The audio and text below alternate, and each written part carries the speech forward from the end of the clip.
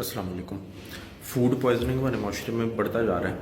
اس کی سب سے بڑی وجہ یہ ہے کہ جو ہم باہر کی چیزیں کھاتے ہیں، خاص کر وہ چیزیں جو کہ پکی ہوئی نہیں ہوتی، جیسے کہ دہی بھلے ہو گئے، گول گپے وغیرہ ہو گئے، ان سب کی وجہ سے بہت زیادہ مقدار میں بیکٹیریا وغیرہ جو فوڈ پوائزننگ کاز کرتے ہیں وہ جسم کے اندر چلے جاتے ہیں۔ نتیجتاً بخار ہو جاتا ہے، الٹیاں پٹیاں شروع ہو جاتی ہیں، پیٹ درد شروع ہو جاتا ہے، اس طرح کے مسئلے مسائل۔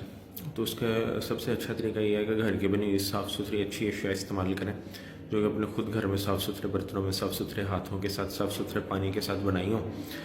تو باہر کی چیزوں کو حتی الوسع اوائڈ کریں، خاص کر وہ چیزیں جو پکی ہوئی نہیں ہوتی، وہ چیزیں جو کہ پیکجڈ ہوتی ہیں، جو کہ بند ہوتی ہیں پیکٹس وغیرہ میں، ان میں فوڈ پوائزننگ ہونے کے چانسز کم ہوتے ہیں۔ ہوتے تو ان میں بھی ہیں لیکن کم ہوتے ہیں، جتنی کھلی اشیاء ان میں زیادہ ہوتے ہیں۔ اور ساتھ میں یہ ہے کہ خدا نخواستہ ایسا مسئلہ ہوا ہے تو فوری طور پہ ہاسپٹل میں اپنا ٹریٹمنٹ کروائیں۔ ہو سکتا ہے آپ کو پانی کی کمی ہونی شروع ہوگی اور آپ کو ڈرپ لگانے کی بھی ضرورت پڑ جائے۔